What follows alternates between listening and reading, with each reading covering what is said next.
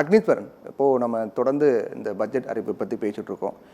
கடந்த 4 ஆண்டுகளை பார்த்தோம் அப்படின்னா 147 லட்சம் மெட்ரிக் டன் நெல் கொள்முதல் செய்யப்பட்டு 1452 கோடி ஊக்கத்தொகை வழங்கப்பட்டிருக்கு. அதிமுக ஆட்சி இல்லாத அளவுக்கு இந்த ஒரு சாதனையாக இது பார்க்கப்படுது அப்படின்னு பல அறிவிப்புகள் இடம்பெற்றிருக்கு.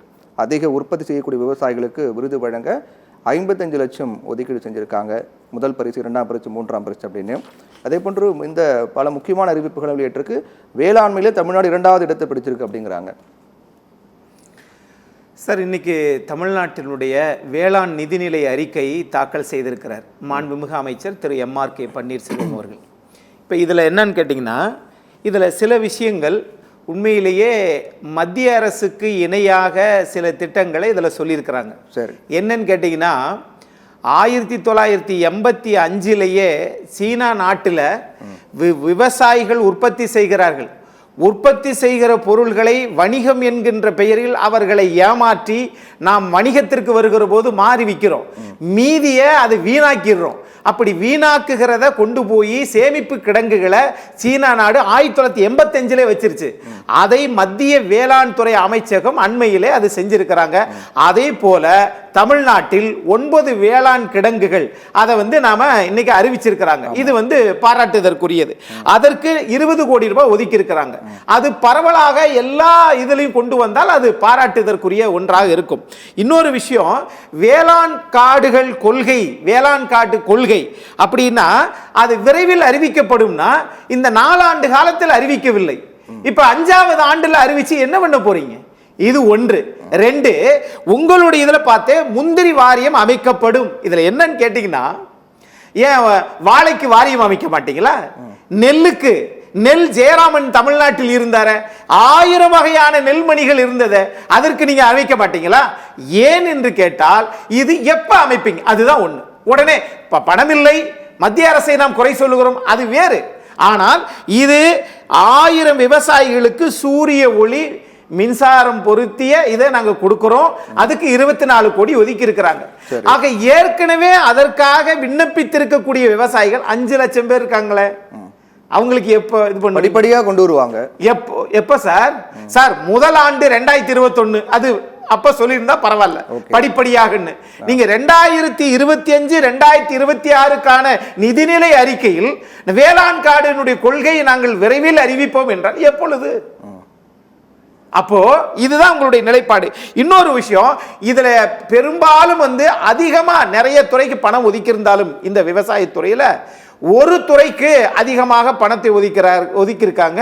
அது வரவேற்கத்தக்கது. ஆனால் ஒரு ஹெக்டேருக்கு 2000ன்றாங்க. அப்போ மொத்தம் 24,000 கோடி அதுக்கு ஒதுக்கி இருக்கிறாங்க. எப்ப, எதுக்கு? கோடை காலத்துல மானாவாரி நிலங்களுக்கு ஒரு ஹெக்டேருக்கு 2000 என்று ஒதுக்கினால் சார், அதுக்கு நீங்க வழங்காமலே இருக்கலாமே. ஒரு தடவை நீங்க டிராக்டர் வச்சு உழுதாலே நாம் ஆடு மாடுகளை வைத்து உழுவது இப்ப இல்லை. ஆனால் இப்பொழுது நம்ம டிராக்டர் வச்சுதான் உழுகிறோம். ஒரு தடவை உழுதாலே அதுக்கு 2500 ரூபாய் வந்துருது சார். அப்போ நீங்க மானாவாரி நிலத்திற்கு ஒரு ஹெக்டேருக்கு என்று சொன்னால் அதனுடைய நிலைப்பாடு என்ன? சாத்தியப்படாத ஒன்றை விலைவாசியே ஒத்து வராது. அப்படின்னா இதை கொடுப்போம்னா என்ன அர்த்தம்? அது ஒண்ணு. இன்னொரு விஷயம், சீமை கருவேலை மரங்கள் எங்கெங்க? ராமநாதபுரம், சிவகங்கை, விருதுநகர், மதுரை, இங்கெல்லாம் சீமை கருவேலை மரங்களை நாங்கள் இது பண்ணுறோம், நாங்கள் அழிக்கிறதுக்கு இது பண்ணுவோம். அதை அழிச்சிட்டு மிளகாய் இது நாங்கள் இது பண்ணுறோம், அதை மகசூல் பண்ணணும் அப்படின்றாங்க. ஏற்கனவே சென்னை மாண்புமிகு உயர்நீதிமன்ற மதுரை கிளை இது உத்தரவாவே போட்டிருக்குதுங்க. திரு வைகோ அவர்கள் இதற்காக வழக்கை தாக்கல் பண்ணியிருக்கிறார். ஆகவே அந்தந்த மாவட்ட ஆட்சித்தலைவர்கள் இத்தனை ஆண்டு காலம் அதை நிறைவேற்றி இருந்தால் சார், தமிழ்நாட்டில் நாம் அரசாங்கத்தில் சீமை கருவேலை மரங்களை அகற்றணும் அப்படிங்கிற உத்தரவு இருக்கு. அங்க விவசாயம் பண்ணுவோம், மிளகாய் மகசூல் செய்வோம் அப்படிங்கிறது இப்போ இருக்கக்கூடிய அறிவிப்பு சார். அறிவிப்பு சார். ஆனால் அந்த அறிவிப்பை ஏற்கனவே நீங்கள் இத்தனை ஆண்டு காலம் நடைமுறை படித்திருந்தால் அது மகசூல் நடந்திருக்கும்ல. சென்னை மதுரை கிளை உயர்நீதிமன்ற உத்தரவே அதுதானே. இது ஒண்ணு. நீங்க அடுத்து தமிழ்நாட்டை பொறுத்தளவுல நீங்க எல்லா விஷயத்தையும் பரவலா பாத்தீங்கன்னா, நாம் அழிக்க வேண்டிய விவசாயத்துறையில் முன்னேற்றம் கொண்டு வரணும் அப்படின்னு சொன்னா நாம் அழிக்க வேண்டியது என்ன? ஆகாய தாமரை, அது நீரை பால்படுத்துகிறது. அடுத்து சீமை கருவேல மரங்கள், அப்ப இந்த முள் மரங்கள் என்ன செய்யுதுன்னா காட்டில் இருக்கக்கூடிய ஈரப்பதத்தை அது உள்வாங்கிக் கொண்டு, ஆனால் எந்த குருவியும் உலகத்தில் 84,000 ஜீவராசிகள் ஒன்னு கூட ஒரு குருவி கூட அந்த மரத்துல கூடு கட்டுதா? ஆக குருவிக்கே தெரியுது அந்த மரத்தினால் பயன் இல்லை என்று. ஆக அந்த மரத்தை நாம் வைத்திருக்கிறோம் என்றால் எதுக்கு? எந்த பயனும் இல்லை. ஆக அதை அகற்ற வேண்டியது அரசின் தலையாய கடமை. அதை கொண்டு வந்திருக்கிறாங்க, அது வரவேற்க. ஆனால் அதை நடைமுறைப்படுத்தியிருக்க வேண்டும் என்பதுதான். இன்னொன்னு, இந்த ஜிலேபி கண்டை என்று சொல்லக்கூடிய அது இருக்கக்கூடிய கொரியா நாட்டிலிருந்து ஆப்பிரிக்கா நாட்டிலிருந்து வந்தது. அது அறிமுகப்படுத்தப்பட்டது 1954களில். ஏன் என்று கேட்டால், மீன் முட்டை குஞ்சுகளை பொரிக்கும், முட்டையிடும், அது குஞ்சு பொரிக்கும். ஆனால் அடுத்த வகை மீனினுடைய முட்டைகளை மட்டுமே உண்டு மீனினுடைய சந்ததியினரை அழிக்கக்கூடிய ஒன்றுதான் ஜிலேபி கண்டை. ஆக அதை அகற்றணும். அப்ப இதற்கு அந்த ஆகாய தாமரை உதவியாக இருக்கிறது. இப்படி பல்வேறு விஷயங்கள் இருந்தாலும் இதற்கு நம்மளுடைய திட்டங்கள் என்ன? நீங்க பனைமரம் வளர்ப்பதற்கு 1,65,00,000 ஒதுக்கி இருக்கிறாங்க, அது வரவேற்கத்தக்கது. ஆனால் இயற்கை வேளாண் என்று சொல்லி 12 கோடியை சொல்லி இருக்கிறாங்க. ஆனா இதுல என்னன்னா, இந்த சத்தியம் தொலைக்காட்சி வாயிலாக மரியாதைக்குரிய நம்முடைய சார் அவங்க பேசுகிற போது, திரு பென்னி குயிக் அவர்கள் அந்த அமைப்பினுடைய சார்பாக பேசுகிற போது 1885 கொண்டு வந்தார். அது வேற சார். அன்றையிலிருந்து இன்று வரை லோயர் கேம்ப பெருந்தலைவர் காமராஜர் ஆரம்பிச்சார். அதற்கு பிறகு வைகை அணை கட்டினாங்க. ஆனால் நீங்க முல்லையும் பெரியாரும் 2 ஆறுகளும் சேருகிற இடத்தில் ஒரு அணையை கட்டினார். ஒரு அணை கட்டுவது என்பது சாதாரண விஷயம் அல்ல. வெளிநாட்டுக்காரர் கட்டினாரு. ஆனால் இதை இன்னும் வரைக்கும் அந்த வழித்தடங்கள் எல்லாமே இதுவரைக்கும் தூர்வாரப்படவில்லை. அப்படி என்றால் இந்த விவசாயிகளே அதை தூர்வார வேண்டிய காலம் வந்துவிட்டது. ஆட்சியாளர்கள் அதை செய்ய மாட்டார்கள். ஏன் என்று கேட்டால், ஒரு கிலோ அரிசி 55 ரூபாய் வித்தது, இன்றைக்கு 70 ரூபாய் வித்திருக்குதா இல்லையா? ஆக விஞ்ஞானம் வளர்கிறதை விட விலைவாசியும் வளர்கிறது. அப்படின்னா அதுக்கு ஏற்ற பொருளாதாரம், நீர் பிடிப்பு பகுதி எவ்வளவு, அதை அவர்கள் கொண்டு வர வேண்டும் என்பதுதான் யதார்த்தமான உண்மையும் கூட. இது வரவேற்கத்தக்க சில அம்சங்கள். இந்த இது இருக்கு இல்லையா, விற்பனை ஒழுங்குமுறை கூடம், சேமிப்பு கிடங்கு, பனைமரத்திற்கு ஊக்கம், அது மாதிரி பட்டதாரிகளை வேலைக்கு நியமித்து கொண்டு வருவது, இவைகள் எல்லாவற்றையும் விட நீங்க ஒவ்வொரு வீடுகளிலும் அவங்களுக்கு தேவையான இந்த இயற்கை வேளாண் சொல்லுகிறோமே, அவங்களுக்கு தேவையான விவசாயத்தை அவங்களுக்கு கொடுத்தாலே பெரிய விஷயம் சார். சார், எங்க ஊர்ல ஒரு மூட்டை நிறைய இருக்கக்கூடிய ஒரு சொரக்காய், ஒரு மூட்டையே எடுத்துக்கோங்களேன், அதாவது அது 25 கிலோ, அது 30 கிலோ மேலேயே இருக்கும். ஆக நெருக்கி போட்டு ஒரு மூட்டை நிறைய ஒரு சொரக்காவை வெறும் 5 ரூபாய்க்கு எடுக்கிறாங்க சார். இந்த வணிக கொள்ளையிலிருந்து விவசாயிகள் பாதுகாக்கப்பட்டாலே. ஆனா அதே சொரக்கா சென்னையிலேயோ மதுரையிலேயோ அல்லது கோயம்புத்தூர்லயோ 1 கிலோ 30 ரூபாய் என்றால், ஆக வஞ்சிக்கப்பட்ட சமுதாயம் விவசாயி சமுதாயம். நாம் குளிர்சாதன அரங்கிலே இருந்து நம்ம எல்லாருமே பச்சை துண்டு போட்டால் இந்த நாட்டில் எல்லோரும் பசுமையாக இருக்கிறார்கள் என்று அர்த்தம் கிடையாது. நீங்க ராமநாதபுரத்துக்கு போங்க, புதுக்கோட்டைக்கு போங்க, சிவகங்கைக்கு போங்க, அங்கு எவ்வளவு சொட்டு நீர் பாசனத்தை அறிமுகப்படுத்தணுமா? இல்லையே. அதனால நாம தேவை, எதற்கு தேவை, தேவைப்படுகிற அளவிற்கு தேவையானதை மக்களுக்கு கொடுத்தாலே உழவர் சந்தை ஒரு பொன்னான திட்டம்.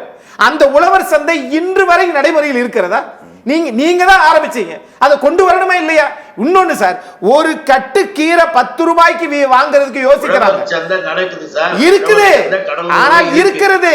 ஆனால் கரெக்ட் சார். முன்னாள் சட்டமன்ற உறுப்பினர் மரியாதைக்குரிய நெல்லிக்குப்பம் புகழேந்தி அவர்களே, நீங்க சொல்றதை நான் ஏற்றுக்கொள்கிறேன். நான் ஏற்றுக்கிறேன். கடலூர் புகழில் பேசுறேன். சரி, ரைட். கடலூர் புகழில் பேசுறேன். உங்களுக்கு சரி, உழவர் சந்தை எத்தனை உழவர் சந்தைகளுக்கு வாங்க, நம்ம 2 பேருமே போய் பார்க்கலாம். ரைட். ஆனால் அங்கே நீங்க இந்த விவசாயிகளுக்கு உரிய பொருட்களை அப்படியே கொள்முதல், நீங்க ஒரு கிலோவை ஒரு கட்டு கீரையை 10 ரூபாய்க்கு விற்கிறத 40 ரூபாய்க்கு தனி மனிதர்கள் விற்கிறாங்களே. ஆனால் உழவர் சந்தையில் எவ்வளவு விற்கிறாங்க? காலியா போச்சுன்றாங்க. அப்ப அந்த ஒழுங்குமுறை விதியை இந்த வேளாண் பட்ஜெட் கொடுக்குமேயானால் அது உண்மையிலே அரசாங்கத்திற்கு தலை வழங்குவார்கள். இன்னொன்னு, ஆடு மாடு கோழி வளர்ப்பு, இதுல ஏதாவது திட்டங்கள் உண்டா? ஏன் இல்லை?